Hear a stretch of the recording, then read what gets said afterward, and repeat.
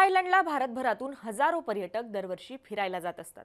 मात्र साताऱ्यातल्या 2 जणांनी थायलंडमध्ये असं काही कृत्य केलंय ज्याने संपूर्ण देशाचीच मान शरमेनेखाली गेली आहे। साताऱ्यातल्या विजय घोरपडे आणि राहुल भोईटे या 47 आणि 40 वर्षाच्या 2 जणांनी थायलंडमध्ये एका तरुणीवर बलात्कार केल्याची घटना घडली आहे। तिथल्या बीचवरच्या फुल पार्टीत या नराधमांनी त्या 24 वर्षीय तरुणीला खडकावर भोगलं आणि तिला बेशुद्धावस्थेत सोडून पळ काढला।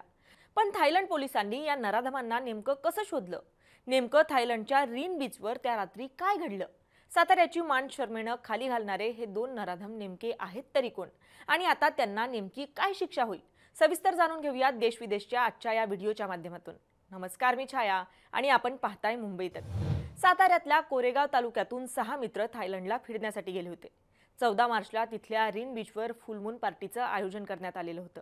या पार्टीत ही जर्मन तरुणी तिच्या मित्रासोबत आली होती। ही पार्टी पहाटेपर्यंत सुरू होती। पहाटे 5 वाजण्याच्या सुमारास विजय घोरपडे आणि राहुल भोईटे यांनी या तरुणीला बीचवरच्या एका खडकावर नेऊन तिच्यावर बलात्कार केला। त्यानंतर तरुणी बेशुद्ध झालीये हे पाहून त्या दोघांनी तिथून पळ काढला। आता पोलिसांनी या नराधमांना कसं शोधलं? तर कोहफांगन पोलीस स्टेशनच्या अधीक्षकांनी सुरुवातीला रीन बीचवरचे सीसीटीव्ही फुटेज तपासले। जर्मन तरुणीने आरोप केल्याप्रमाणे गुन्ह्याच्या ठिकाणावरून पळून जाणाऱ्या 2 संशयित भारतीय पुरुषांची ओळख पटवली। हे दोन्ही भारतीय पुरुष रीन बीचवरून कोहफांगनकडे मोटरसायकलने गेले। कोहफांगन जिल्ह्यातल्या गाव क्रमांक 1 मधल्या बंगल्यात ते राहिले। त्यानंतर 15 मार्चला कोहफांगन पोलीस ठाण्यात या दोघांना चौकशीसाठी बोलवण्यात आलं। तेव्हा या दोघांनी पोलिसांना उडवाउडवीची उत्तरं दिली। जर्मन तरुणी शुद्धीवर नसल्यामुळे ओळख पटत नव्हती, त्यामुळे या दोघांना आपल्या निवासस्थानी परतण्याची परवानगी पोलिसांनी दिली।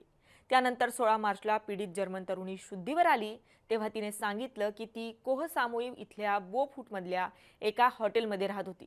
ती फुल पार्टीमध्ये सहभागी होण्यासाठी बेटावर गेली।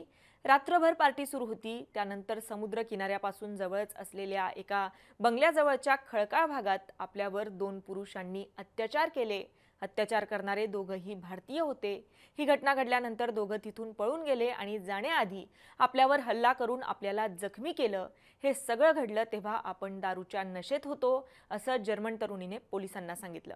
त्यामुळे पोलिसांनी विजय घोरपडे आणि राहुल भोईटे या दोघांना परत चौकशीसाठी बोलवून घेतलं।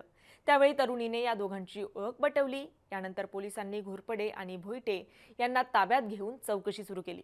त्यावेळी विजय घोरपडेने केलेला गुन्हा मान्य केला, तर राहुल भोईटेने फक्त मिठी मारली आणि चुंबन घेतलं, बलात्कार केला नाही असं सांगितलं। मात्र तरुणीने दोघांवरही बलात्काराचा आरोप केला। यानंतर पोलिसांनी हिंसेचा वापर करून बलात्कार केल्याप्रकरणी या दोघांवर गुन्हा दाखल केला।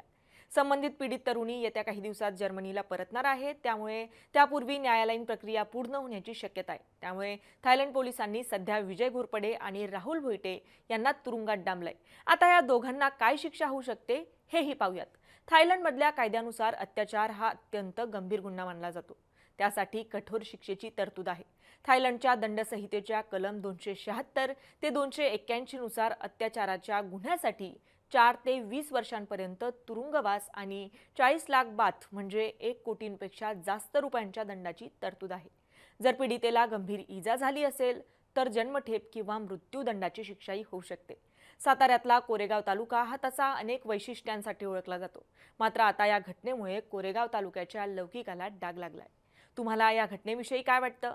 आम्हाला कमेंट करून नक्की कळवा आणि मुंबई तकला आपण जर नवीन असाल तर मुंबई तक चॅनलला सबस्क्राइब करायला विसरू नका। धन्यवाद।